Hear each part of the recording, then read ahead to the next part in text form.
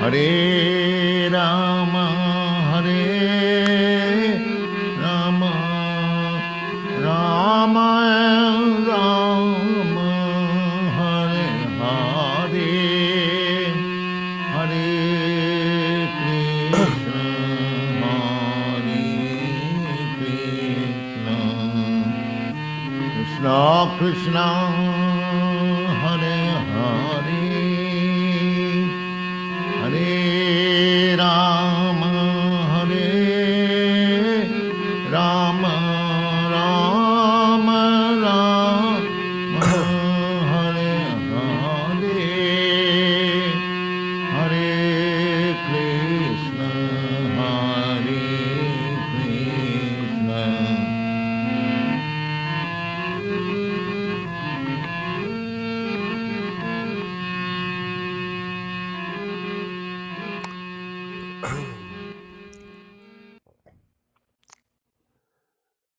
Good morning from Eastern Canada. It's 10 a.m. on Sunday.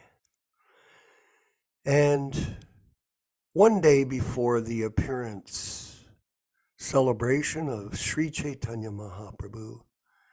And we are gathered here together globally on our weekly Zoom meeting of Srimad Bhagavatam, the reading and discussion, which is part of our sadhana program that we provide for our members globally. This is part of the preaching efforts that we are making to help preserve Prabhupada's legacy in his original books, his tapes, and his letters. So this is, of course, very important because it's based on the principle of Guru Tattva, the principle of truth emanating from the lips of the pure devotee. And I wanted to, before we move forward with the reading of Prabhupada's diaries, just comment. I was speaking to quite a few devotees yesterday from around the world, and they were referring to the term Prabhupadanuga. This Prabhupadanuga term has become somewhat popular, and I just wanted to clarify for everyone the meaning of Prabhupadanuga. It means a follower of Srila Prabhupada. And it's important to understand the distinction between who we are and what we're doing, and the Prabhupadanuga group that are followers. Because a Prabhupada follower is different than a Prabhupada disciple. Just so you know, I mean, myself and Yashodanandana Prabhu, and some of us, Dharma Bhavana, Janas Priya, etc., that are in this group, when we were actively participating in the ISKCON group in the 70s, no one referred to each other as Prabhupada Anuga. This concept came about after Prabhupada's demise because of the confusion that existed in the ISKCON group because of the initiating guru process revealing itself to be bogus, very bogus system of carrying on the disciplic succession. And a lot of people became disenchanted with it. And as a result, this term Prabhupadanuga appeared. People would refer to him, "Are you a Prabhupadanuga?" I go, yeah, I'm a follower of Srila Prabhupada, but first and foremost, we are disciples. Therefore, the term Prabhupada Disciples Association is how we refer to our membership.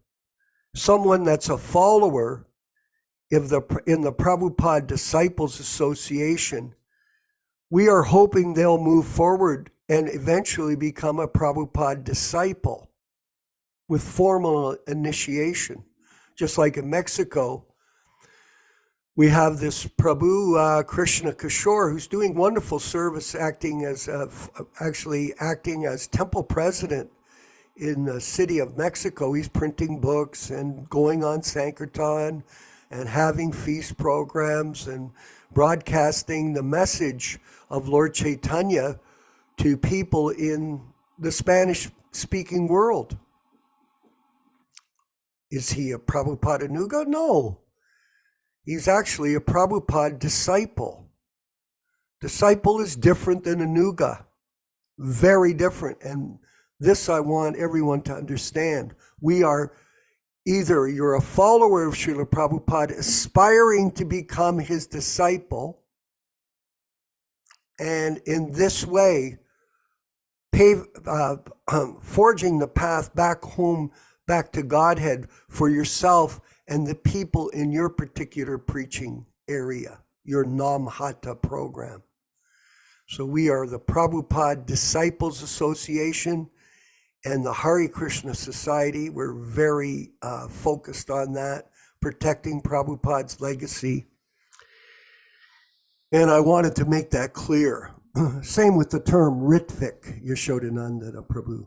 You know, this was a term introduced by, I saw it on a video by Hridayananda Resnick, Howard Resnick, or whatever his name is. The former guru in ISKCON that was on the Peacock channel. Former guru. Oh yeah, one day you're Diksha guru, next day you're a former guru. So he called it Ritvikism, some kind of derogatory term to apply to us that care about protecting Prabhupada's legacy. This kind of verbal war against other groups or against this group is going on, and this to be expected. This is to be expected, everyone, that people will be carrying different opinions of what a Prabhupada Nuga is, what a Ritvik is. Remember, Ritvik means a system for initiation given by Srila Prabhupada to us in order to continue to expand Prabhupada disciples. 2 points here today. Prabhupada Nuga, Ritvikism. We're not Ritviks. We're not Prabhupada Nugas. We are Prabhupada disciples and aspiring disciples in this group. So I hope that gives you a clear understanding of what our position as a group is, and you can repeat that to other people so there's no confusion. So much confusion these days, so much chaos going on in the name of so-called devotion to Prabhupada and Krishna and Lord Chaitanya. Without commitment to Guru Tattva, without commitment to Srila Prabhupada, your so-called sentimental attachment to Krishna consciousness is not going to get you very far. People that fault find, that criticize us, let them do it. And if they don't like it, go somewhere else. Just go somewhere else. Enjoy yourself on your own or with your particular little group or organization within or without ISKCON that you want to participate in. So we're going to go forward here. I'm going to Vinkat Bhatta, and I want to thank Vinkat Bhatta for being steady as a rock in assisting us in this production of these classes, Srimad Bhagavatam, Bhagavad Gita, and Chaitanya Charitamrita. Very much appreciated, Prabhu, and thank you very much. I want everyone to appreciate his efforts on time to be here for these programs like ourselves, every 3 times a week, 4.5 hours a week. And that is totally appreciated. And he's in Bangalore, India. Fantastic. And we're going to go, I wanted him to show the front cover of the beginning. I sent it as the last slide, Prabhu. Thank you. So here, look at the wonderful book here, the beginning. And there's Prabhupada on the street by himself, the 1966 New York Journal of His Divine Grace, A.C. Bhaktivedanta Swami, Srila Prabhupada. So what a wonderful insight that we're getting by reading the journals every week, every three classes a week. And people that stay steady with this program, they will get the bliss that we're all experiencing by being in this transcendental association with others. People that are not sincere, they'll fault find, they'll criticize, they'll come, they'll go, they'll be up and down like a yo-yo. Sounds like a rap song.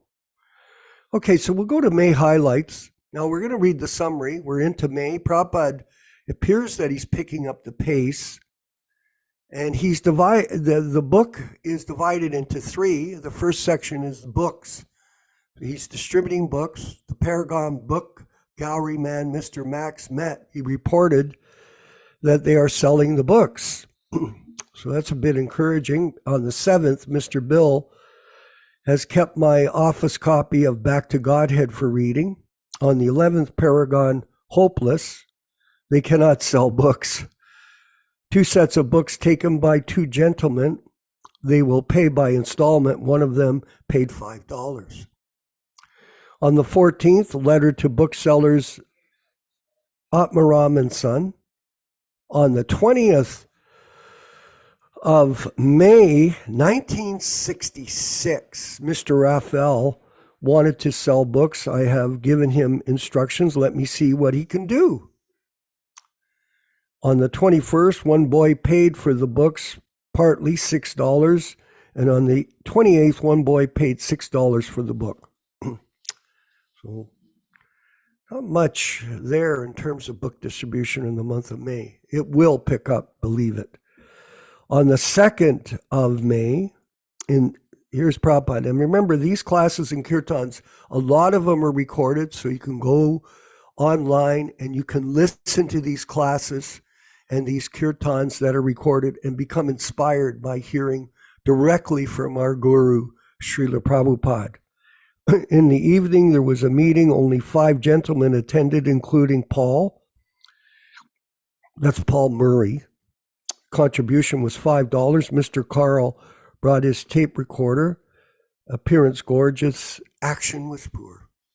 Remember, Prabhupada had his tape recorder stolen at his last location. In the evening on the 4th, the meeting was nice. 7 gentlemen attended. Contribution received $6.75. Mr. Carl was very kind to me over the tape recorder, which is better than the one I have lost that was stolen. On the 6th in the evening, there was a meeting, and the contribution collected was $5. On the 7th, in the afternoon, there was a meeting again for teaching Sanskrit, and collection was $6.75. Tonight, Kirtan was very much appreciated by all in the Ananda Ashram, the Mayavadi group. On the 9th in the evening, there was a meeting. The attendance was large. 14 ladies and gentlemen attended, but the collection poor, only $5. And Prabhupada says here, never mind, it's growing. So he's starting to feel a little bit more encouraged. This is really going to take off. Remember that. In July, discuss with Carl about LSD. He is convinced about my arguments that there is no necessity for it for spiritual realization. 9 or 10 attended today's meeting, and the contribution was $8. On the 13th, there was a meeting in the evening. Attendance was poor, and the contribution was $4.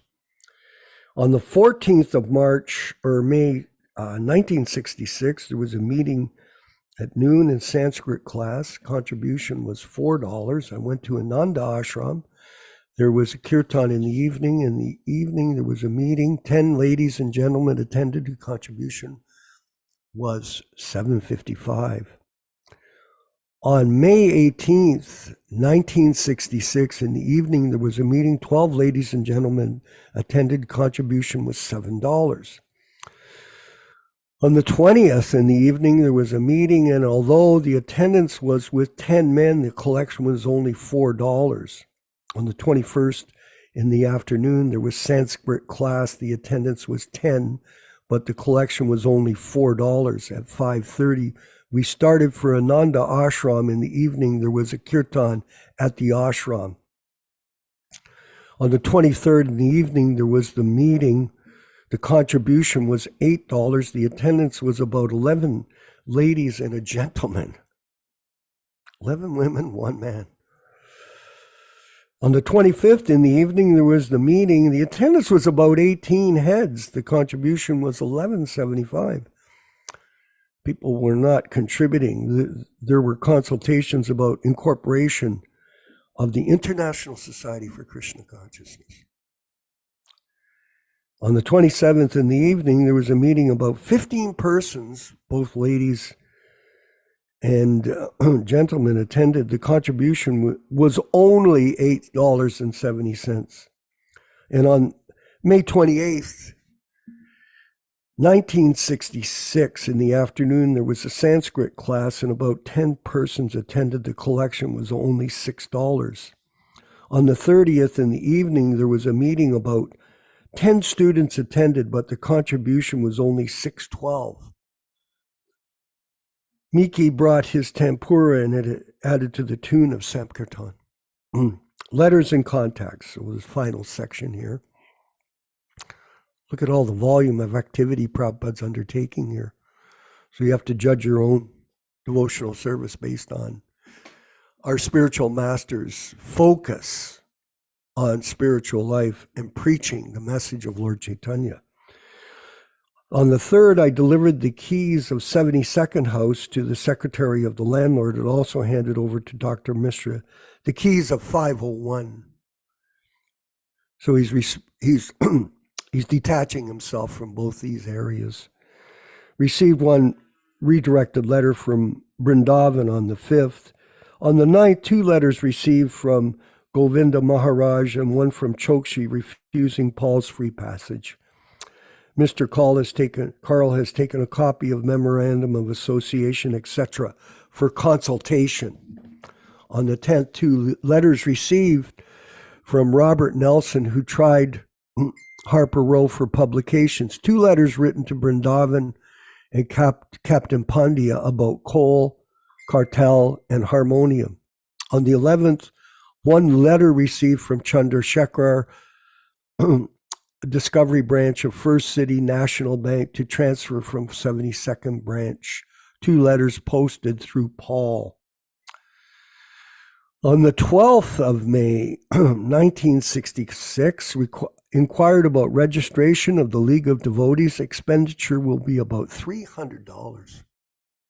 On the 14th, 4 letters posted to Chandrasekhar, Surya Kumar, Punjab National Bank, Vrindavan, and Atmarama and Sons, booksellers.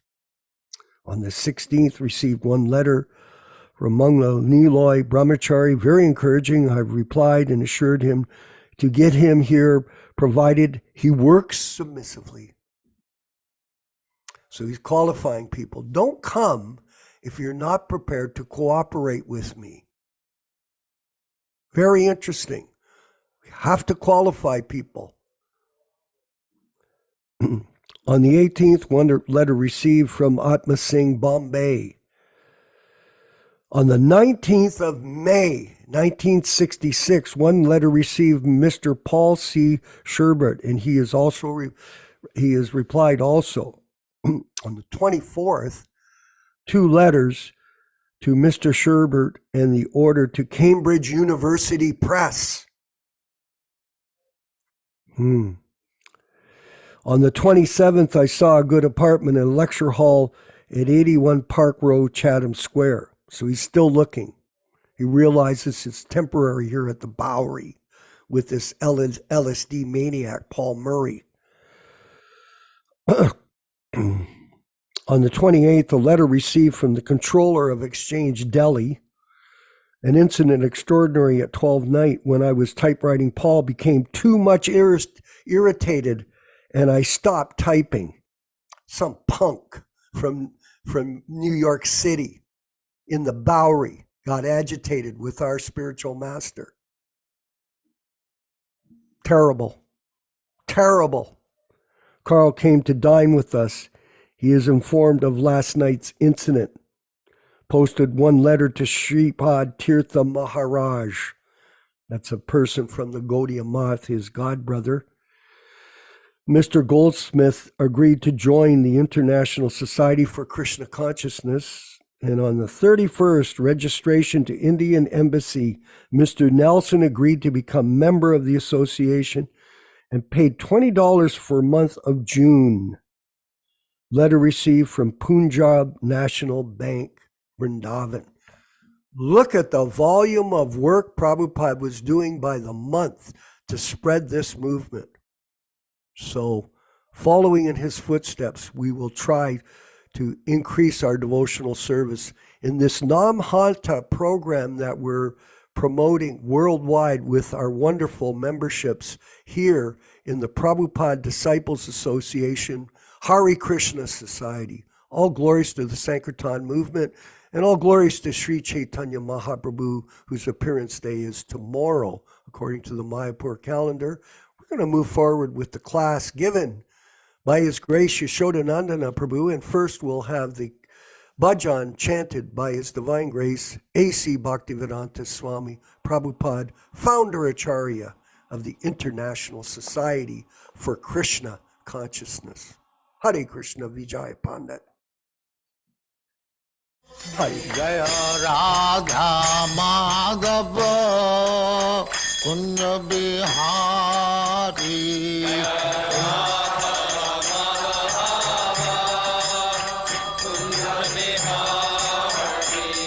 Jaya Radha Madhava Kunja Bihari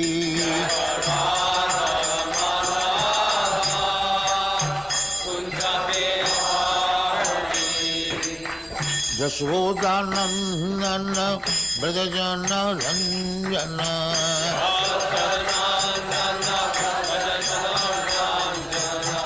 Yashodanandana Brajajana Ranjana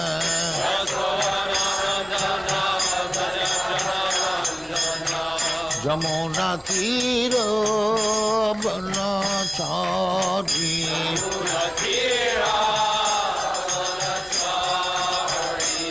Jamuna Tira Banachari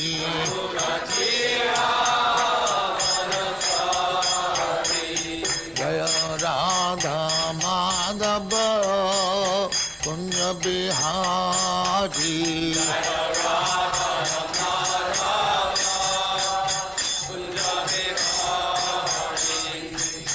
Gopi Jana Vallabha Girivaradhari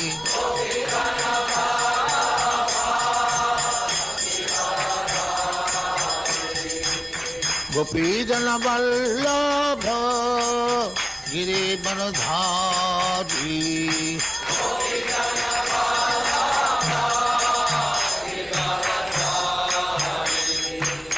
Yashodanandana Brajajana Ranjana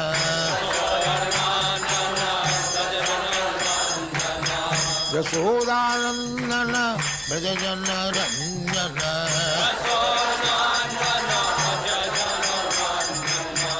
Yamuna Tira Banachari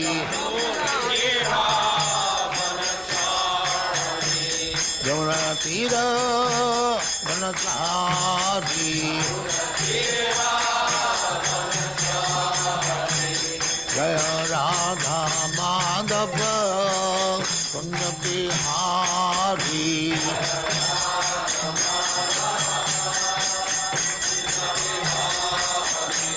Jaya Radha Madhava Kunja Bihari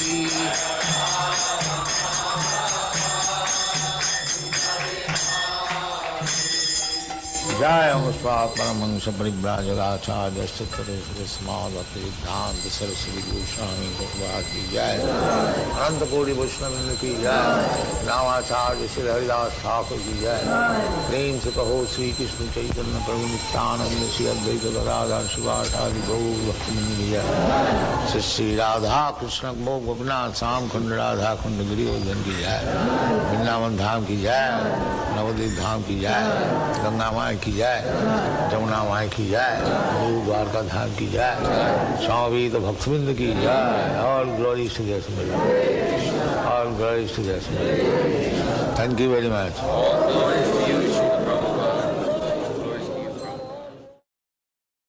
ओम नमो भगवते वासुदेवाय Om Namo Bhagavate Vasudevaya. Om Namo Bhagavate Vasudevaya. O my Lord Sri Krishna, the son of Vasudeva, the all-pervading personality of Godhead, I offer my respectful obeisances unto you from Srimad Bhagavatam 1:1:1. Narayanam namaskritya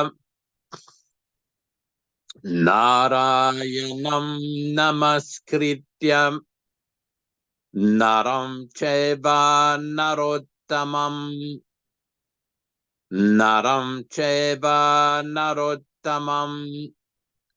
devim saraswatim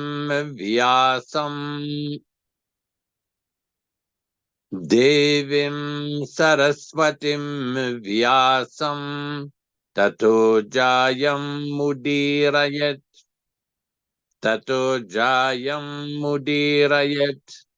One should utter the means of conquest, Srimad Bhagavatam, after offering respectful obeisances, 1, to the personality of Godhead Narayana, 2, to the Narayana Rishi, who is the supermost human being, 3, to the Mother Saraswati, the goddess of learning, then 4, to Srila Vyasadeva, the author, from Srimad Bhagavatam 1-4. Welcome everyone to this reading and discussion on Srimad Bhagavatam. As we do every week, we will read a few selected verses from the Srimad Bhagavatam from the first canto, 2nd chapter, which explains the benefit of hearing this great transcendental literature. Srinvatam svakata Krishna punya shravana kirtana hridyanta stohya badrani vidunoti suritsatam. Sri Krishna, the personality of Godhead, who is also the Paramatma in everyone's heart and the benefactor of the truthful devotee, thus cleanse the desire for material enjoyment in the heart of the devotee who has developed the urge for hearing his, Krishna's messages, which are themselves virtuous when properly heard and chanted. Text number 18. Nashtaprayeshu babadreshu nityam bhagavata sevaya bhagavati uttama shloke bhaktir bhavati naishtiki. By regular attendance in the Bhagavatam class or rendering service unto the pure devotees, all that is inauspicious in the heart of a candidate becomes destroyed almost to nil. And thus, loving service unto the personality of Godhead, who is praised with transcendental songs, comes into being in irrevocable fact. Text 19. Tadarajastamo bhava kamalobhadayaschaye cheta eterana viddam stitam sattve prasidati.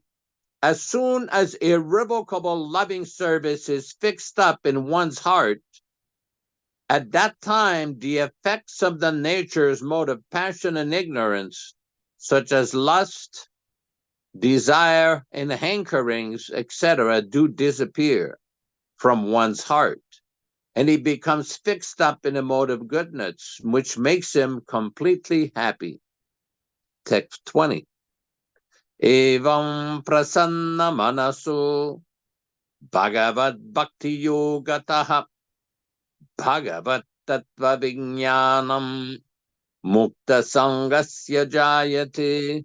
Thus, when one is positively fixed up in a mode of unalloyed goodness, the enlivened-minded man affected by contact of devotional service of the Lord can positively know scientific knowledge of the personality of Godhead in the stage of liberation from all material association. Again, thanks everybody for joining us for this Sunday morning discussion on the Srimad Bhagavatam. As we do every week, we will read two selected verses from a little booklet called the Gaudiya Kanta Ahar, chapter 22. This was compiled by Bhaktisiddhanta Saraswati Thakur, and this is describing the glories. This chapter describes the glories and the meaning of Srimad Bhagavatam. This is from text. This is from Chaitanya Bhagavata Antyalila 3.506, chapter 2, text 19. Adi Madhyante Bhagavate Koi Vishnu Bhakti Nitya Siddha Akshaya Vyayoy Bhagavata Shastra Se Bhaktir Tattva Kahe Teni Bhagavata Samakona Shastra Naye Yena Rupa Matsya Kurmadi Avatar Avirbhavati Robhava Panehoy Ishwarera Tattva Yena Bhujane Nayai Emata Bhagavata Sarva Shasti Gai Premamaya Bhagavata Krishnera Shri Anga Tahate Kohena Yata Gopya Krishniranga Hena Bhagavata Kona Dushkriti Padiya Nityananda Ninda Kare Tatvana Janiya. These are descriptions cited from Chaitanya Bhagavata Antya Kanda, chapter 3, text 509 to 511, text 513, and text 516 and 534.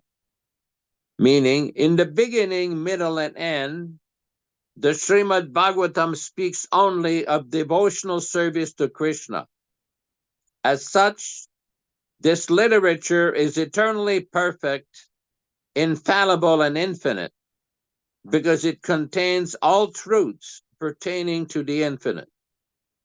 Since the Srimad Bhagavatam speaks exclusively of the truths of devotional service, it is unparalleled amongst the Shastras.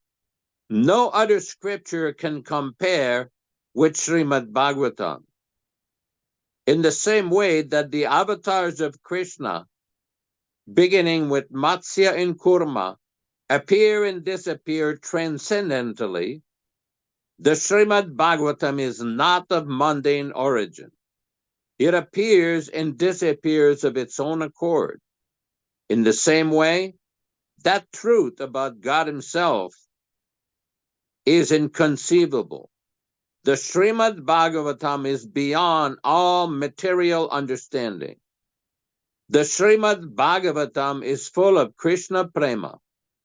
It is a part of Krishna Himself, for it describes Krishna's confidential pastimes. Whoever offends the lotus feet of Lord Nityananda is a great sinner. Despite his deep study and scholarship, such a person will never understand the Srimad Bhagavatam. We will proceed with our reading. It should be noted that this particular reading is based upon the original 1962 edition of Srimad Bhagavatam, the New Delhi edition. All synonyms, translations, and purport by His Divine Grace, A.C. Bhaktivedanta Swami Prabhupada, founder Acharya of the International Society for Krishna Consciousness, also known as the Krishna Consciousness Movement.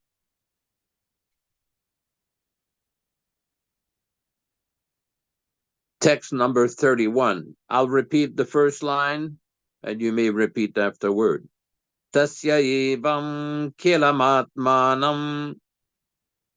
Tasya evam kilamatmanam. Manva manasya kidyataha. Manva manasya kidyataha.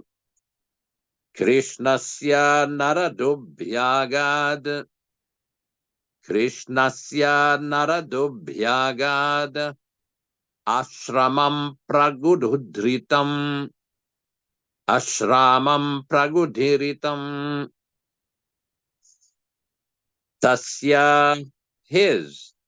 Evam, thus. Kilam, inferior. Atmanam, soul. Mana manvaya, syam, thinking within the mind. Kidyataha, regretting. Naradobhyagad, Nārada came there. Ashramam, the cottage. Prag, before. Udaritaha, said. Translation by Srila Prabhupada. Nārada reached the cottage of Krishna Dvaipayana on the bank of Saraswati, has said before, while Vyasadeva was regretting, thus on the point of inferiority of his personal self. Purport.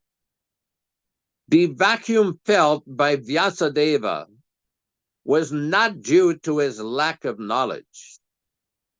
Bhagavad Dharma is purely devotional service of the Lord, in which the monist has no access.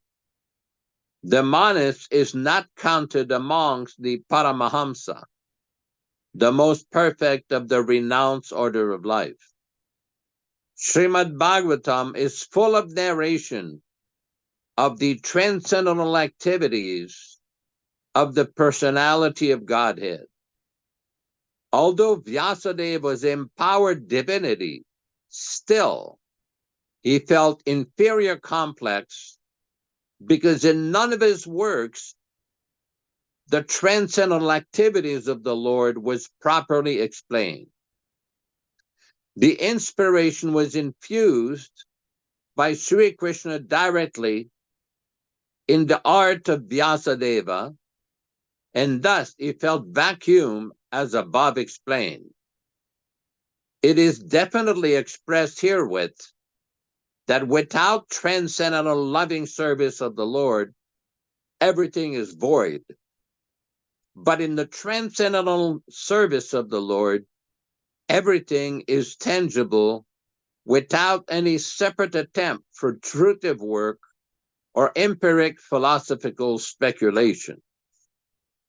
Text number 32. Tanabhijñāya sahasa. Tanabhijñāya sahasa. Pratyutvaya gatam munihi. Pratyutvaya gatam munihi. Pujayamasa vidivat. Pujayamasa vidivat. Nāradam surapujitam. Nāradam surapujitam. Tamabhijñāya. Seeing the auspicity of his, Nārada's arrival. Sahasa, all of a sudden. Pratyuttaya, Getting up, agatam, arrived at, munihi, Vyasadeva, pujayamasa, worshipped, vidivat, with the same respect as it is offered to Vidi, Brahma. Translation. Thus, on the auspicious arrival of Sri Nārada, Sri Vyasadeva got up in respect and worshipped him with equal veneration, as is offered to Brahmaji, the creator. Purport. Vidi means Brahma, the first created living being, is the original student as well as professor of the Vedas, as he learnt it from Sri Krishna and taught Nārada first. So Nārada is the second acharya in the line of spiritual disciplic succession. He is representative of Brahma, and therefore he is respected exactly like Brahma, the father of all Vedis, regulation. Similarly, all other successive disciples in the chain are also equally respected as representative of the original spiritual master. Thus end the Bhaktivedanta purports of the first canto, fourth chapter of Srimad Bhagavatam, in the matter of appearance of Sri Nārada. Om Ajnanatirmirandasya Jnananjana Shalakaya Chakshurunmilitam Yena Tasmai Shri Gurave Namaha. Nama Om Vishnupadaya Krishna Prestaya Bhutale Srimate Bhaktivedanta Swaminiti Namine. Namaste Saraswati Deve Gauravani Pracharine Nirvishesha Shanyavadi Paschatya Deshatarine Bhakti Siddhanta Shishyaya Bhakti Vedanta Namine Prasannaya Prashantaya Tasme Shri Gurave Namaha. Bhagavad Vandanam Khadyam Guru Vandana Purvakam Kshiram Sharkara Yuktam Kadatihi Visheshataham Adadhanastrinam Danter Idam Yachi Punaha Punaha Srimadrupa Padam Bhoja Dhulishyam Janma Janmani Amsho Bhagavatu Smyaham Sadadasu Asmi Sarabata Tat Kripa Pikshako Nityam Tat Preshta Shat Karomi Svam Sri Krishna Chaitanya Prabhu Nityananda Shri Advaita Gadadhara Srivasadi Gaura Bhakta Vrindam Hare Krishna Krishna Krishna Hare Hare Hare Rama Rama Rama Hare Hare. Very interesting segment of Srimad Bhagavatam. It's very important to remember ourselves, to remind ourselves of the chronological sequence of what happened here. We do know from the Srimad Bhagavatam itself, where Prabhupada has described how Vyasadeva compiled the Mahabharata. First, he divided the Vedas from one Veda into 4 Vedas at the beginning of the Kali Yuga. Then he compiled the Puranas, and then he compiled the Mahabharata. In the Mahabharata, it's a very long literature of 100,000 verses. Although it is a very lengthy literature, he was not satisfied. He was not happy.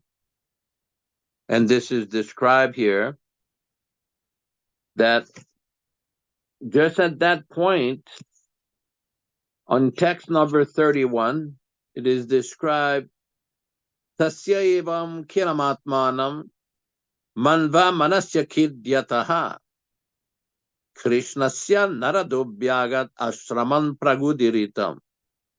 It is described that Nārada reached the cottage of Krishna Dvaipayana on the bank of the Saraswati, as said before, while Vyasadeva was regretting thus on the point of inferiority of his personal self.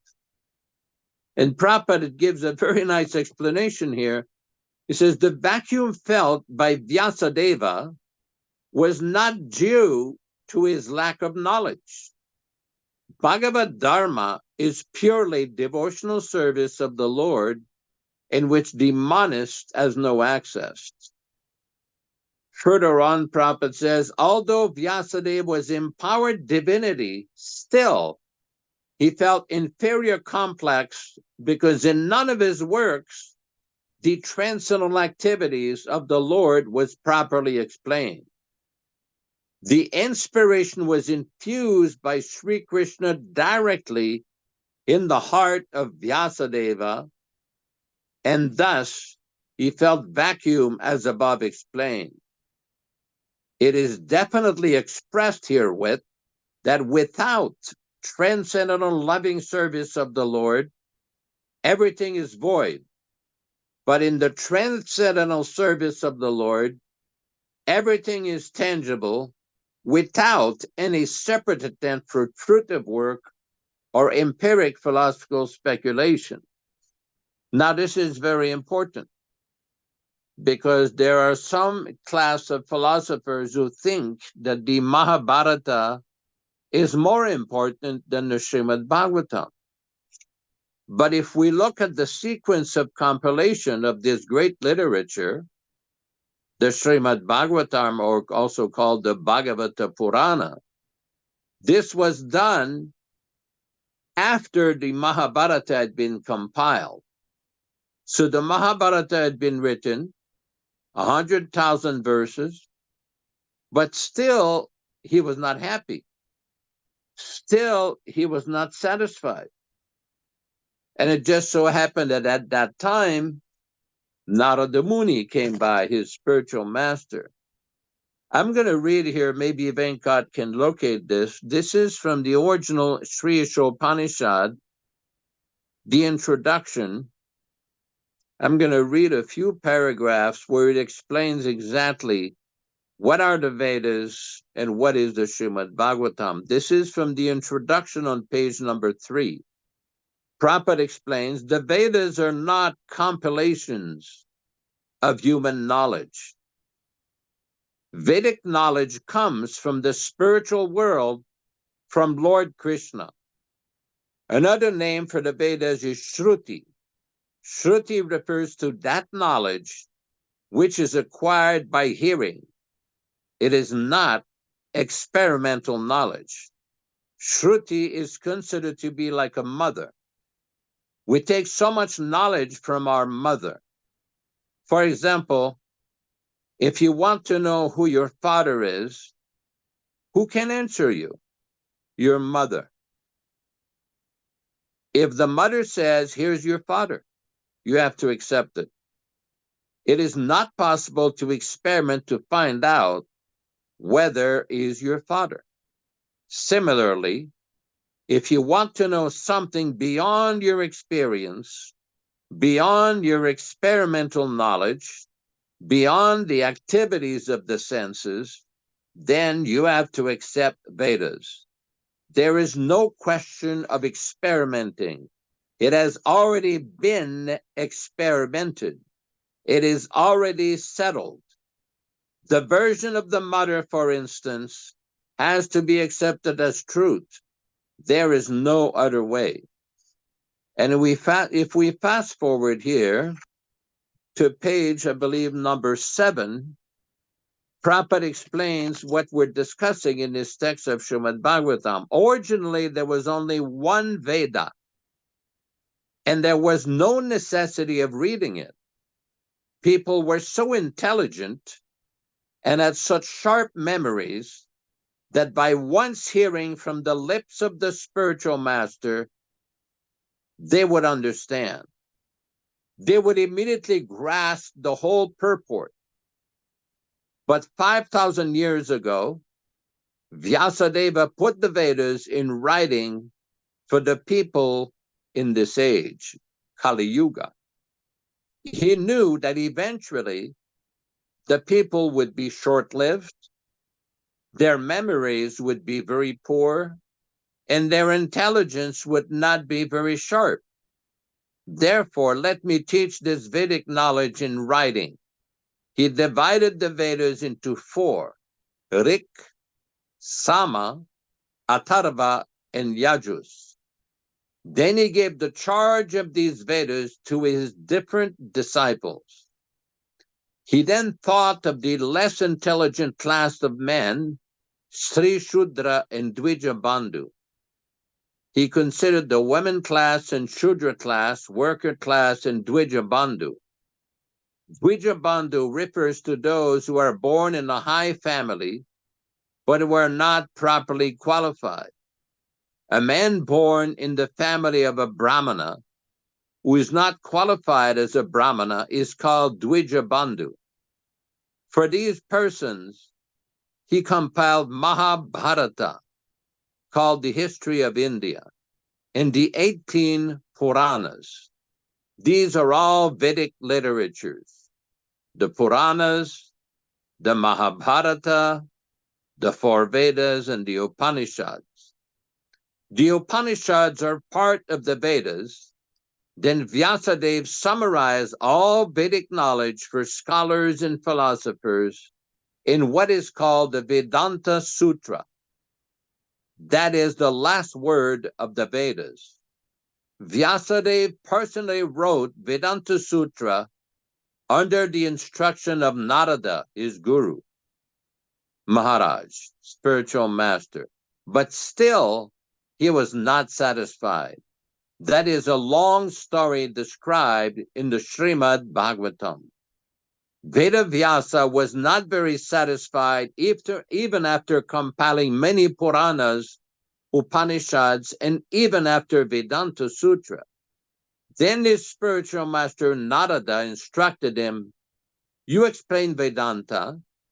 Vedanta means ultimate knowledge, and the ultimate knowledge is Krishna. Krishna said that throughout of all the Vedas, one has to understand Krishna. Vedanta Krit Vedavid Evachaham. Krishna says, I am the compiler of Vedanta, and I am the knower of the Vedas. Therefore, the ultimate objective is Krishna. That is explained in all the Vaishnava commentaries on Vedanta philosophy. We, Gaudiya Vaishnavas, have our commentary on Vedanta philosophy called Govinda Bhashya by Baladeva Vidyabhushana. Similarly, Ramanujacharya has a commentary and Madhvacharya has one. Srila Prabhupada goes on describing the importance of Srimad Bhagavatam. So this is a very good summary by Srila Prabhupada of the history, the chronological history of how we have arrived at the compilation of this great literature, Srimad Bhagavatam. We do know in the 2nd canto of Srimad Bhagavatam, there is a section called the Chatushloki Bhagavata, or the essence of Srimad Bhagavatam described in 4 essential verses. That is part of the 2nd canto of Srimad Bhagavatam. And we also know that in the beginning of creation, Lord Brahma taught the Srimad Bhagavatam to the 4 Kumaras, some of his sons. So the Srimad Bhagavatam at different times was spoken. For example, now we will be discussing in this next chapter how the Srimad Bhagavatam came about. It has been described that Vyasadeva heard the Srimad Bhagavatam originally from his spiritual master Nārada Muni. But in the sequence here, we do know, we've just heard that the Mahabharata and all the other Puranas, the Vedas, had already been compiled, but still he was not happy. Still, he was dissatisfied. And the description is, the reason is, because there's insufficient description of the Supreme Personality of Godhead, Krishna, and his activities. So this is very important. Another point which needs to be addressed, there's a class of Advaitavadis or Mayavadis who claim that the literatures such as Srimad Bhagavatam, the Puranas, Itihasas, Mahabharata, etc., that these are inferior literatures to the Vedas. Now, we don't consider that acceptable because in the Vedas itself, in the Chandogya Upanishad, it is described that the Itihasas, namely the Mahabharata and the Ramayana, the Puranas, they're called the Panchamo Veda, the fifth Veda. This is also described in considerable detail by Jiva Goswami Prabhupada in his Tattva Sandarbha, where he explains that in higher planets, the Puranas have billions of verses. But on this planet, it is limited because of the situation with the human beings. So we know that Srimad Bhagavatam, this will be a very interesting description that we will start next week, called Sri Nārada's Instructions on Srimad Bhagavatam for Vyasadeva, because the Vedas are considered aparusheya, not created by any human being. We just read on page number 3 of the Ishopanishad instruction, Prabhupada has described the Vedas are not compilations of human knowledge. Vedic knowledge comes from the spiritual world, from Lord Krishna. Another name for the Vedas is called Shruti. Shruti refers to that knowledge which is acquired by hearing. It's quite significant that prior to 5,000 years ago, they did not write things down. They were so intelligent, their memory was so powerful, just that by hearing it once, they would remember immediately. That's how the Vedas were passed. Vedic knowledge is passed. It's called Shruti, by hearing. And the other body of Vedic literature is called Smriti, which is remembered. It is compiled. Although it is compiled by great sages, great powerful mystics, great powerful liberated souls, it is still considered non-different than the Vedas, because it's the same purpose. We see in the 15th chapter of Bhagavad Gita, as Prabhupada just quoted, Vedanta Krit Vedavid Vedais Chaham, that I am the compiler of Vedanta. I am the goal of studying the Vedas. The purpose of studying the Vedas is to know Krishna. That is the purpose. There is no other purpose. It is not meant for endless speculation, endless grammatical wrangling. No, that is not the idea. We see that the foremost of the Mayavadis, Adi Shankaracharya, sung Bhaja Govindam, Bhaja Govindam, Bhaja Govindam Mudhamate, Samprapte Sanite Kale Nahi Nahiraksati Dukrin Karane. That simply worship Govinda. He stresses this 3 times. Prabhupada has explained, when you want to emphasize something, you stress it 3 times. So Adi Shankaracharya says, you worship Govinda. Do not waste time, you muda, you foolish person, simply with Sanskrit grammatical combinations. That will not help you at the time of death. It is well known that Shankaracharya has compiled various hymns in glorification of Narasimha, Lord Jagannath, Yamunashtaka, Jagannathastaka, so many wonderful prayers.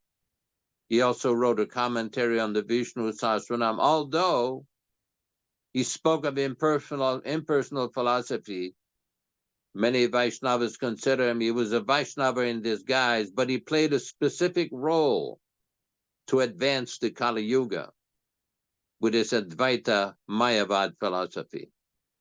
But the real purpose of the Vedic literature is explained by all the Vaishnavacharyas. Ramanujacharya, Madhvacharya, Jayatirtha, Vyasatirtha, Raghavendra Swami, Vallabhacharya, Nimbarkacharya, and our Sampradaya, the Gaudiya Sampradaya, we have Sri Chaitanya Mahaprabhu, the six Goswamis, and Baladevi Vidyabhushana, who compiled the Govinda Bhashya.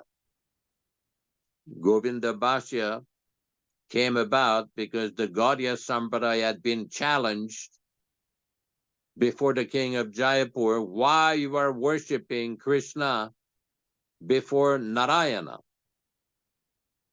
And they challenged them that you're not a bona fide Sampradaya if you do not have your own commentary on Vedanta Sutra. So do you accept Madhva's commentary or do you have your own commentary? So Balavidibhushana took up the task of compiling a commentary on Vedanta Sutra within a few weeks. Usually this is done over several years. It is very complex philosophical study and debate. He sat in front of Govinda, the deity of Rupa Goswami in Jaipur, and it was revealed, the Bhashya of Vedanta Sutra was revealed to him directly by Lord Govinda. That's why it's called Govinda Bhashya, the commentary of Lord Govinda. So this is a very special event in the history of Gaudiya Vaishnavism. We see that Srila Prabhupada in his Bhagavad Gita has dedicated his Bhagavad Gita purport to Baladevi Vidyabhushana, who very nicely compiled the Govinda Bhashya. But the point is, all these Vaishnavacharyas have explained the real meaning of a Vedanta Sutra, not the word jugglery and nonsense of the Mayavadis, which is why Chaitanya Mahaprabhu himself, we see in the Chaitanya Charitamrita, Chaitanya Mahaprabhu is giving his verdict. Mayavadi Bhashya Shunali Oi Sarvanash. That if you hear the commentaries of the Mayavadi, all spiritual life finished. Spiritual understanding all finished. And another place it is described, Mayavadi Oi Krishna Aparadi, that the Mayavadis are offenders, blasphemers against Lord Krishna. That's why we never accept foodstuff from Mayavadis. We see in the Bhakti Rasamrita Sindhu, Rupa Goswami has given one prohibition that one should not wear this tripundra. They wear these ashes on their forehead. We don't do that, never. One should never accept foodstuff from the Mayavadis, never wear their so-called tilak. Of course, it is a class of Vedic followers, but their conclusions are misunderstanding. They have misunderstanding of the purpose of the Vedas. This is very nicely explained by all the great acharyas, especially in the Brahma Madhva Gaudiya Sampradaya. There's a very long history of these powerful acharyas repeatedly defeating the arguments of the Mayavadis, and we can discuss this in further detail at some other time. Thanks, everybody. Let's have some discussion. Hare Krishna, Hare Krishna.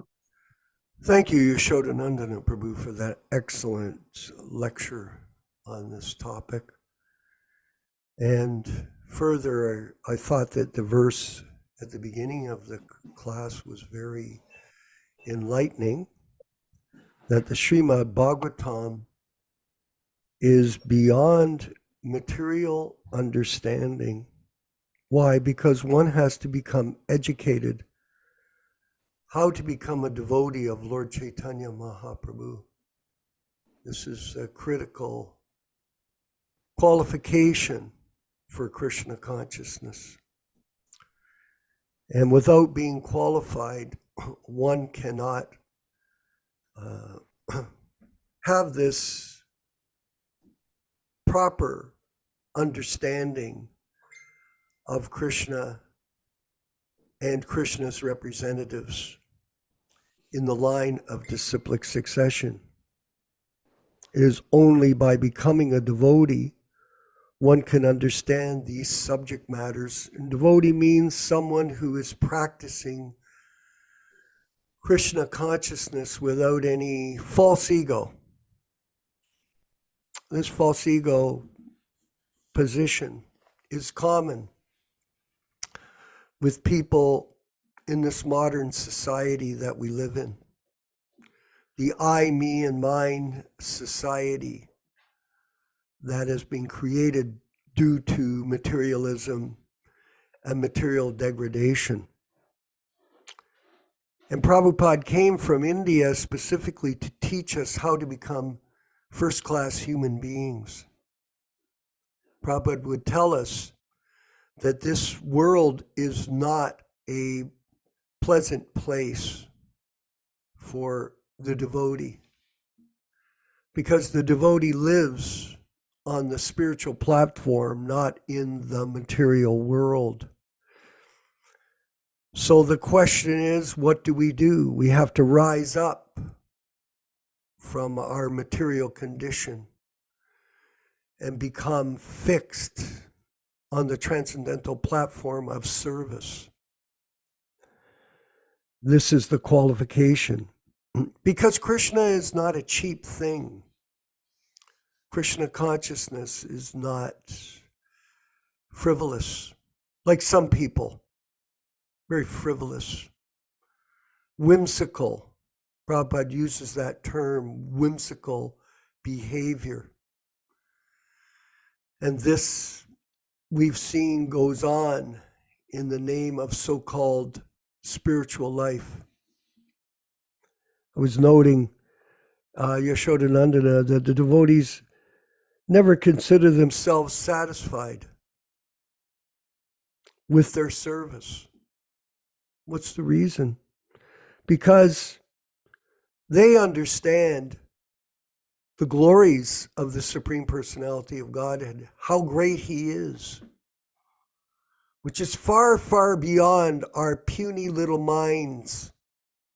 All this mental speculation, all this mental concoction that goes on in the mind, covered by the cloud of illusion of Maya, keeps us entangled in repeated birth and death in this world. So many people think, oh, I'm so qualified. I wear the garb of a devotee. I put on the tilak. I wear the japa mala or the kanti mala. Like that. They have the external attributes of a devotee, but internally, are they satisfied? Are they Krishna conscious by their behavior, how they deal with others, how they handle themselves in this world as a Vaishnava, following in the footsteps of our Guru, A.C. Bhaktivedanta Swami Prabhupada? That is for Krishna to see. But one will not get realization, internal understanding of this philosophy by being a show-bottled devotee. This show-bottled business goes on everywhere. Everyone is trying to become more than they really are. We are simply insignificant living entities in this universe. False ego tells us we're not. Especially if you get money.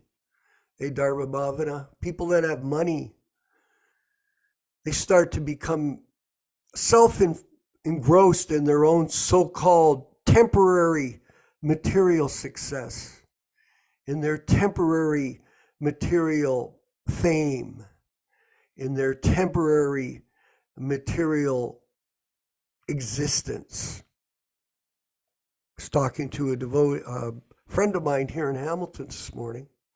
It's not a devotee. I was mentioning to him, yeah, life comes and goes just like the turning on and off of a light switch. Oh, people are so enamored by who they are. But how long are you here for in this one body? You know, time is based on the body that you possess. So the living entities have different time frames in which they can operate or exist. In our particular situation, we live for 60, 70, 80 years. Other living beings, they may only live for a few minutes, a few seconds. I was in Mexico, Yashodanandana Prabhu, and at my friend Paul's Casa Goloka, were all these ants, miniature ants, swarming around. How long do you think their lifespan is? And every living entity has a soul. That's how life goes on in this material world. So we have to be very thankful, everyone, for this opportunity that we have in this group to be Prabhupada disciples in the service of our Guru, our spiritual master, because this will liberate us and this will qualify us. It's not just whimsical. It's succinct. It's precise. Just for example, you have a surgeon in the hospital. As all of you know, I had the cancer surgery. I was cured by the expert surgeon here, Masumoto. Now, he is recognized as a foremost doctor in the field of urinary bladder cancer. Now, how did he get to that position? Well, he had to attend all these courses and programs within the university structure. He had to pass the exams successfully. So much arduous work to qualify him to enter into the surgical field and then ultimately to rise up to the head of his department and become a surgeon of expertise in that field. So similarly, as devotees, we have to realize that this is not something that can be approached without strict focus to this process. This is the key to success in Krishna consciousness. Total surrender. For example, one must always chant their rounds. We're all dedicated to that. One must control their senses, follow the 4 regulative principles. One has to distribute prasadam, cook for himself and distribute it to others. And one has to propagate the message of Lord Chaitanya, like all of you are leaders of in your own communities. We know that. And we appreciate your efforts in propagating Krishna consciousness according to Prabhupada's teachings as Prabhupada disciples, that Prabhupada is the bona fide spiritual master. This will please Lord Chaitanya. This will please Srila Prabhupada. And we should work cooperatively together. Not be fault finders, not be critical, not be envious of each other, but be thankful that we have this association, that we have this opportunity as a group to spread the Krishna consciousness movement. And this will qualify us to understand Srimad Bhagavatam. This will qualify us. Jnanam Vijnanam. We can have material knowledge, but if we don't practice it, we will not get the realization from within the heart that is possible. I, dwelling within the heart, Krishna says in the Bhagavad Gita, destroy with the shining lamp of knowledge the darkness born of ignorance. So we have so many nice devotees on the program today. Dharma Bhavana, I'm going to call upon him, and Janas Priya. Yashodanandana Prabhu, could you further explain? tomorrow will be the appearance day of Lord Chaitanya Mahaprabhu, and I just thought to read a few nectarian passages about, this is again from the Gaudiya Kanta R, the literature that was compiled by His Divine Grace, Bhaktisiddhanta Saraswati Thakur. In the 4th chapter, it is called the Gauranga Tattva, Gora Tattva, the evidence in Shruti in connection with Sriman Mahaprabhu. This is from the Shvetashvatara Upanishad. Mahan Prabhur Vai Purushaha Sattvasyesha Pravartakaha Sunirmalamimam Shantir Ishano Jyotirabhyayam. This is also quoted by Srila Prabhupada in the Chaitanya Charitamrita. The personality of Godhead, Sri Chaitanya Mahaprabhu, is brilliantly effulgent like molten gold, and is imperishable. He is the supreme controller. He controls the mode of goodness, and through the performance of Samkirtan, he bestows upon the living beings the spiritual intelligence by which they can understand devotional service. In his Acharya Leela as a sannyasi, he is the source of spiritual purity and of liberation. He is therefore known as Mahaprabhu. Then we have from the Mundaka Upanishad 3:3. Yada pasyam pasyati rukma varnam kartaramesham purusham brahma yonim tadavidyan punyapapi vidhuya niranjanam pramam samyamupeti. When one realizes the golden form of that Lord, Sri Gauranga, who is the ultimate actor and the source of the supreme Brahman, he attains the highest knowledge, transcends both pious and impious activities, becomes free from worldly bondage, and gains entrance into the divine abode of the Lord. There's also a very interesting compilation. This was done by Sarvabhauma Bhattacharya. These are 12 names of Chaitanya Mahaprabhu called the Sri Krishna Chaitanya Dwadasa Nama Stotra. It is described Chaitanya Krishna Chaitanya Gaurango Dvijanayakaha Yatinam Dandinam Cheva Nyasinam Chashiromanihi.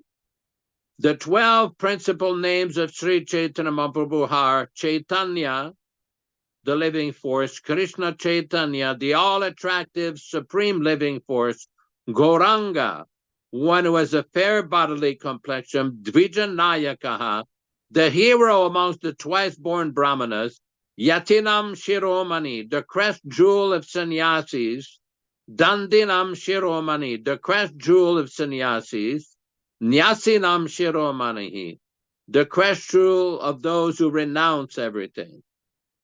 Second verse, Raktam Baradara Shriman, Navadvipa Shuddha Karaha, Prema Bhakti Pradascheva, Sri Sachinandanastata. Raktam Baradara, one who wears red cloth. Shriman, one who is the supreme opulent one. Navadvipa Shuddhakara, the source of nectar in Navadvip. Prema Bhakti Prada, the bestower of ecstatic, loving devotion. Sri Sachinandana, the delightful son of Mother Sachi. Then Dvadasetani Namani, Trisandam Yapaten Naraha, Tasya Vancha Susirisyat, Bhaktihi Srila Padambuje. That person who recites these 12 holy names of Lord Chaitanya Mahaprabhu 3 times a day at dawn, noon, and dusk will achieve the perfection of all their best desires and will attain pure devotion unto the divine lotus feet of Lord Chaitanya. Again, this was compiled by Sri Sarvabhauma Bhattacharya after his conversion as a follower and disciple of Chaitanya Mahaprabhu. Hare Krishna, Hare Krishna.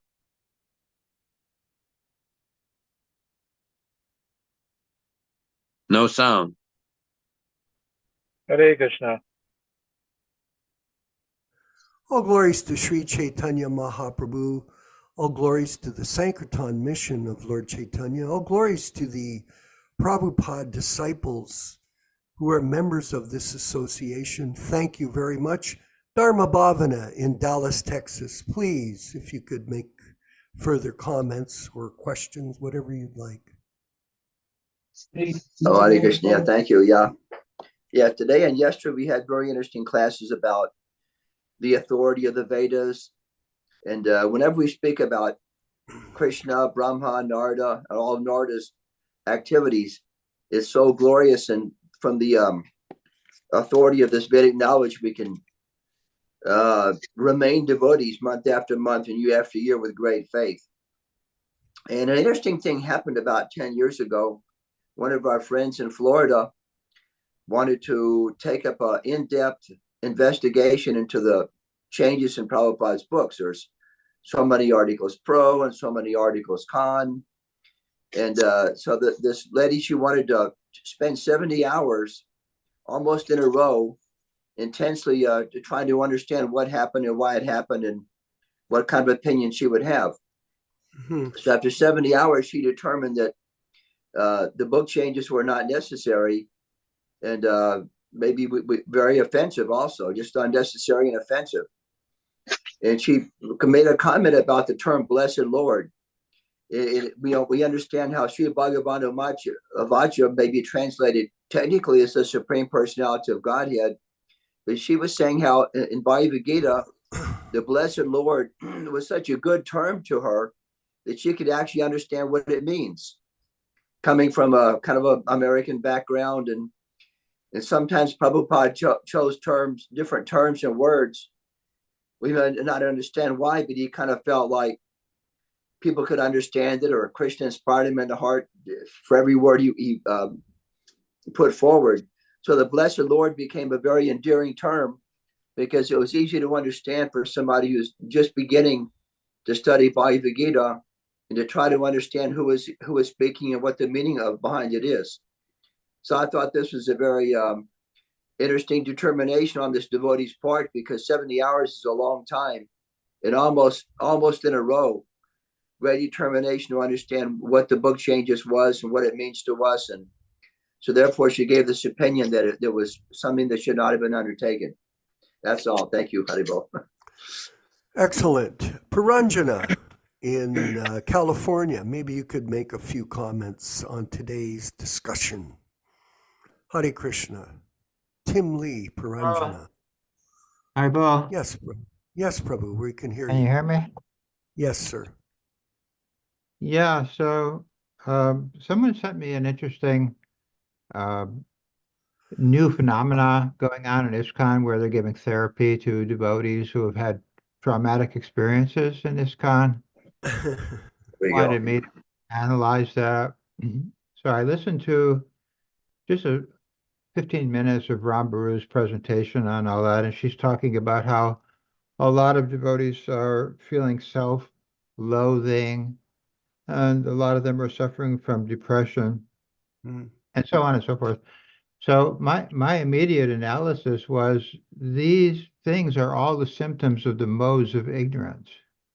People are crying, people are depressed, people are feeling self-loathing. What is self-loathing? So I said, actually, originally, self-loathing came from us becoming envious of Krishna. We were loathing Krishna, actually, and that transformed or transferred onto us. And we, if you hate Krishna, you'll hate yourself. So I said, what's happening here is that people aren't understanding the basic principles of the philosophy. If people are not liking themselves, it means they're still not liking Krishna.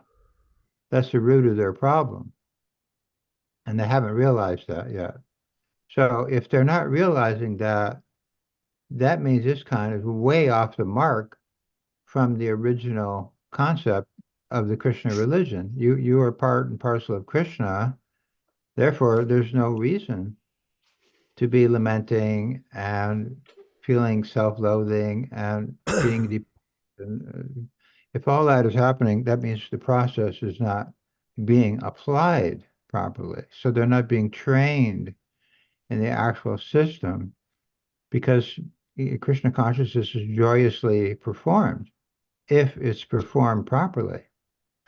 So if there's a lot of depressed people, and someone else wrote to me, this was a while ago, when Prabhu Vishnu fell down, everybody was crying and lamenting. And I said, oh my goodness, well, there you go. That's the modes of ignorance, crying and lamenting, hankering and lamenting. So if you're in the modes of ignorance, you're not even yet in the modes of passion or goodness, never mind, you're not in transcendence. So I think it's important for people to understand what is wrong with ISKCON. It is not preaching the basic principle. You're part of Krishna, and that would give you all sorts of encouragement and enlivenment and enthusiasm if it was applied, actually. But if you're depressed, or if you're in a society where there's depressed people, you're in a society that is not following Krishna's teachings properly. So I just thought I would throw that in today. Okay, thank you. The fact of the matter is that we are, and a lot of people that contact us are expressing their great appreciation of these programs and the ecstasy that they feel when they hear the truth being spoken and explained clearly without personal motivation. And this is the wonderful part of the Hare Krishna Society Prabhupada disciples' efforts to revitalize the philosophical direction that Srila Prabhupada gave us when he came originally to America and presented it to his new disciples. And now our new disciples that are with us, the new Prabhupada disciples that are eager to learn this philosophy without any changes to it. So this is ecstasy, everyone. We're hoping in the future we'll be able to have festivals and opportunities to chant Hare Krishna in Kirtan together. Just like I was in Mexico, I had a chance to chant Kirtan with other devotees. It was very ecstatic. Of course, Toronto was famous for its Kirtans, and all of us coming together to chant and to listen to the philosophy and take prasadam will be a great source of bliss for all of us. Nilesh Dalal Shama in Miami, Hare Florida. Krishna. Haribo, he's in his car. I know it. He's on the go. Yes. Haribo. Hare, Yes, Hare your Krishna, Prabhuji. comments. Haribo, Yes, please, Prabhuji. Prabhu. Just so that you know that according to the ISKCON Bangalore India Heritage Foundation, New Jersey, the Gaur Purnima is being celebrated today. So on the occasion of Gaur Purnima, everybody wants to glorify their gurus. And I came across one such circular from ISKCON, which says that, oh, please help your guru to distribute Bhagavad Gita on your behalf. And then they gave a quote, is that for one Gita, maybe I don't remember the exact dollar figure, let's say $10. And if you want to do one case, it'll be $200, and whatever. So you can donate it to your Guru Maharaj, who in turn will distribute books on your behalf. Now, where does Prabhupada tell us that, oh, you pay me and I'll distribute books on your behalf? He has always told us directly, you distribute the books as much as you can profusely, which will make me happy. So if we feel that we are indebted in any kind of way to Srila Prabhupada, and if we want to repay this indebtedness, which we'll never be able to, but even if we try to do a little bit, is to distribute his books as much as we can on our own personal basis, and thereby it will not only help please Srila Prabhupada, it will help us also because we are trying to distribute Krishna's literature, and it is endearing to Krishna also, as he says in chapter 18 of the Bhagavad Gita. And also it purifies us at the same time. So not only does it help please Srila Prabhupada, it helps us also in our path back home, back to Godhead. So what I'd like to know from you and Yashodanandan Prabhu, this practice of donating to your Guru Maharaj on Gaur Purnim Day, who will distribute Bhagavad Gita on your behalf. And whether they do it or not, who knows? Yes.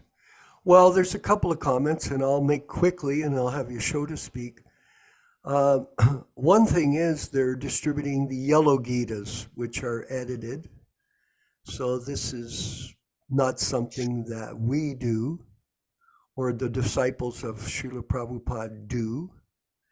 Number two is this particular methodology to collect money by them is part of the guru business. So we really don't know, for example, what the cost, say the cost of a case of Gitas is, I think $75 approximately of these yellow Gitas. So they're making $125 profit for their own personal goals and ambitions as individual leaders of their guru cults. So this is some kind of business that they're in. And it's interesting to note, just quickly, Yashoda, in the other group that was mentioned here, how many books have they sold, Nilesh Shama? And how many devotees live in the temples in America? After selling hundreds of millions of books, so how many devotees exist in the temples? Well, I can tell you, they're bringing people from India to try to take up the roles of pujari. They're offering salaries of $50,000 and $60,000 a year for people to be temple presidents. And the result, there is some kind of lack of understanding how to make devotees here in the Western world. We're very fortunate. We have lots of devotee Prabhupada disciples with us. We have a good group. Could be bigger, but everything comes in time. But the question is, why is it that these temples are empty? Oh, not all completely, but almost. When you look back when Prabhupada was here, the temples were filled, they were expanding. The festivals were ecstatic. Now the movement has become Hinduized. That's the preaching. It is the guru business. Yashodanandana Prabhu. Well, this is a very important point because we experienced during the manifested presence of Srila Prabhupada, for lack of a better term, that there were plenty of devotees in the temples. Many devotees were coming. And Srila Prabhupada, before he departed, made a statement, if you cannot expand, at least maintain what I've given you. They could not even do that. I had a personal experience in Toronto in the late 1980s of a discussion with a godbrother who was acting in a position of a guru, who was trying to tell me, well, we have to see the power and the position of these new gurus by how many Vaishnavas they've made. I said, that's a very interesting point. I says, we also have to remember that Srila Prabhupada made 5,000 disciples. This conversation took place in a lobby of the Toronto ISKCON temple. I said, Prabhupada made 5,000 disciples. And he placed these disciples under your management, under the GBC, under the management of the leaders of the institution. Where are these disciples? What happened to these disciples? You're telling me that there's these thousands of disciples, but when I come to these temples, most of the time it's empty. We see many Indian visitors, Hindu visitors who come to give a little donation, do a little pranam, which is very nice. We don't criticize our Indian friends. But the point is, what have you done with those disciples that Srila Prabhupada put under your care? This is the question. You're talking about new people, which we can't seem to find. And then the old people that were there during Prabhupada's manifested presence, they're nowhere to be found. So there's something wrong with that picture. if they have distributed millions and dozens of millions of books, and the result is that no one is there because of false ego. Everybody is thinking, this is mine, this is yours, this is my temple, this is your temple, this is my farm, this is your farm, this is my money. This was perfectly summarized by a statement from a former guru in London, England.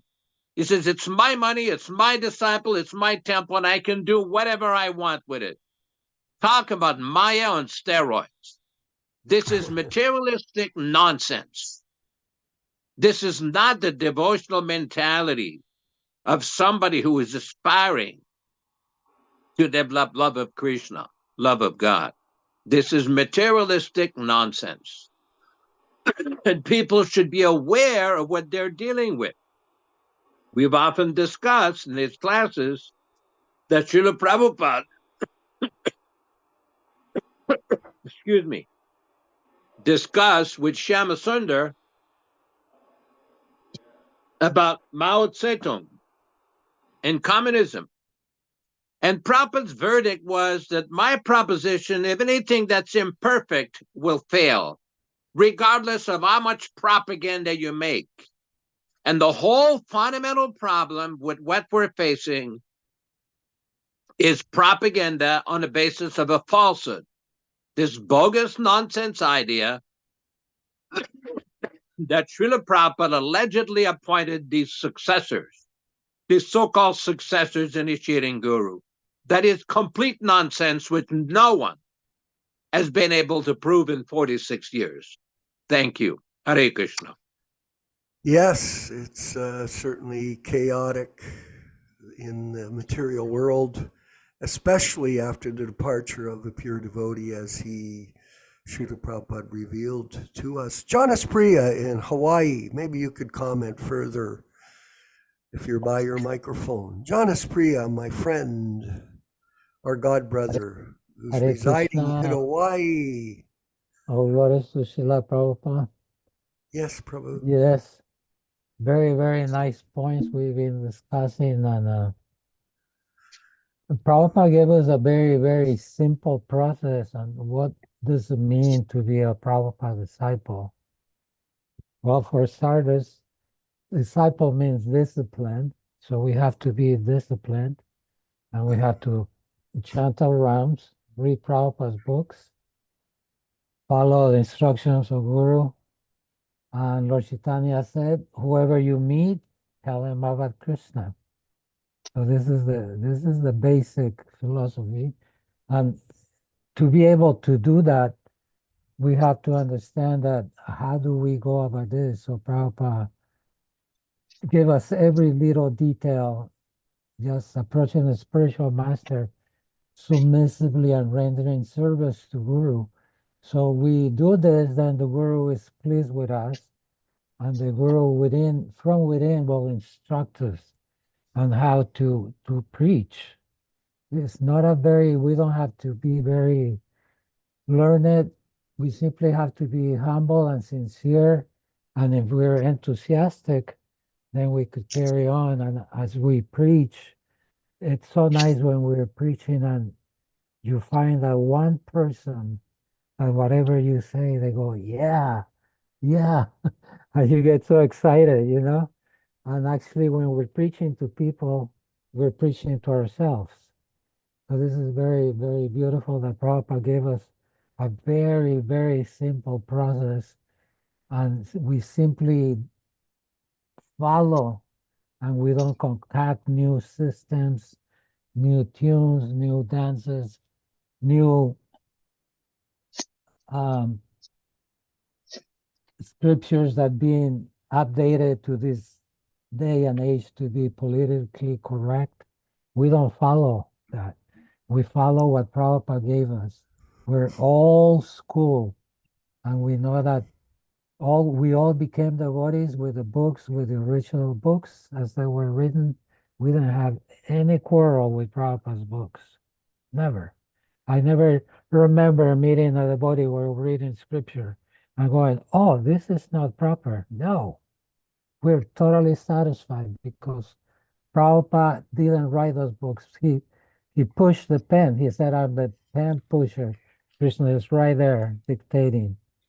So how could they dare to change Krishna's words? These are not Prabhupada's words. So we're very lucky that we have this very nice little tight group of devotees here, and we could come and hear these nice topics and get enthusiastic and try to pass this knowledge to whoever we can in whatever capacity we have, and that's the perfection of our life. Hare Krishna. Well, thank you very much. And I want to thank Ram Singh in Sacramento, Krishna Kishore in Mexico City.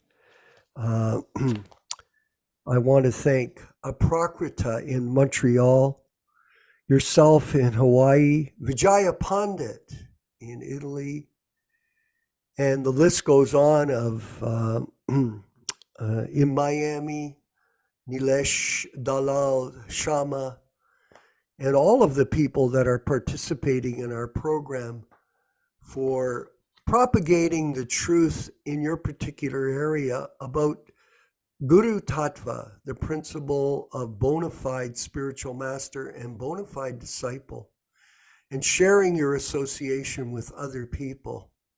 This is very important. And the way to make devotees is to work with people closely, day after day, sharing this information, practicing it yourself, and praying for the mercy of Lord Chaitanya that another conditioned soul will take shelter at the lotus feet of A.C. Bhaktivedanta Swami Srila Prabhupada. We are not looking for followers. We are looking for disciples, people that are serious to take up the mission of liberating themselves from the repeated cycle of birth and death by the grace of A.C. Bhaktivedanta Swami Prabhupada. We've reached the end of our program. It's 11:44. We've moved over. These last 2 days have been very enlivening, and thank you everyone for being a part of them.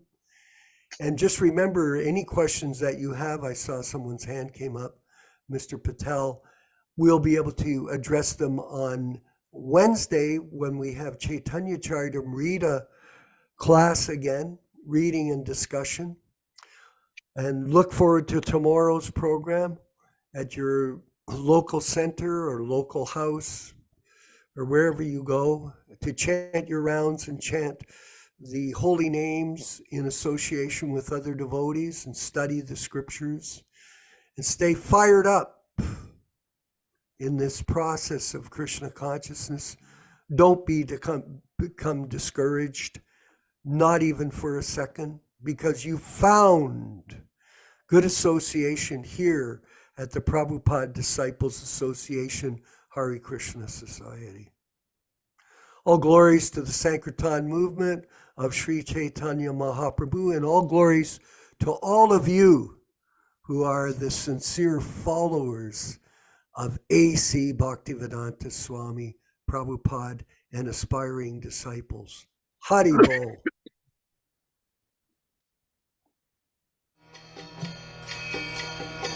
Shri Krishna Chaitanya Prabhu Nityananda Shri Advaita Gadadhar Shivasadi Gaur Bhakta Vrinda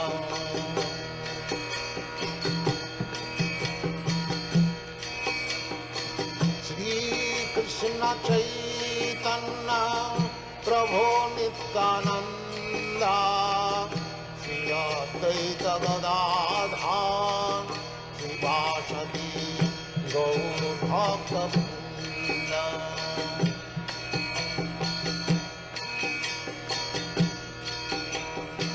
Shri Krishna Chaitanya Prabhu Nityananda Shri Advaita Gadadhar Shivasadi Gaur Bhakta Vrinda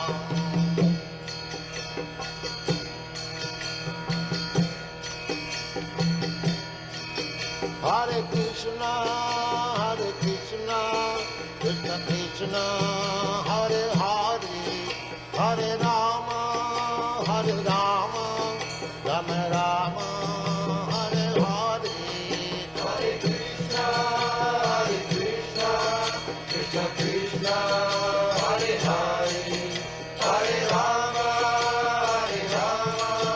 Rama Rama, Hare Hare, Hare Krishna, Krishna Krishna, Hare Hare, Hare Rama, Rama Rama, Hare Hare, Hare Krishna, Krishna Krishna, Hare Hare, Hare Rama, Rama Rama, Hare Hare, Hare Krishna, Krishna Krishna, Hare Hare, Hare Rama, Rama Rama, Hare Hare, Hare Krishna, Krishna Krishna, Hare Hare, Hare Rama, Rama Rama, Hare Hare, Hare Krishna, Krishna Krishna, Hare Hare, Hare Rama,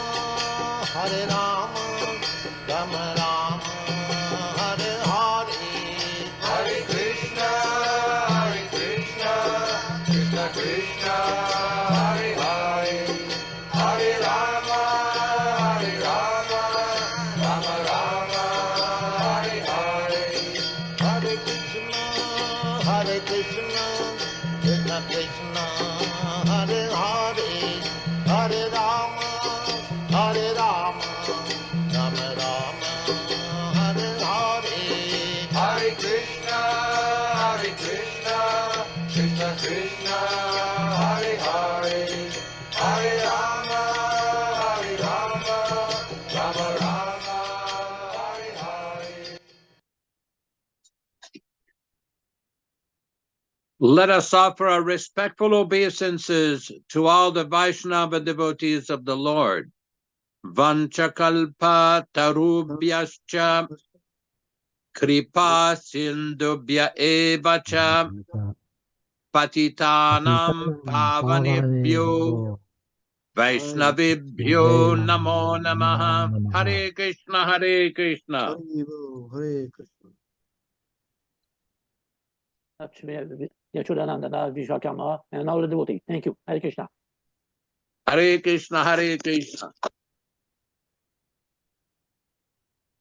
Vandeham Sri Guru Sri Juta Padakamalam Sri Gurum Vaishnava Vangsha Sri Rupam Sagrajatam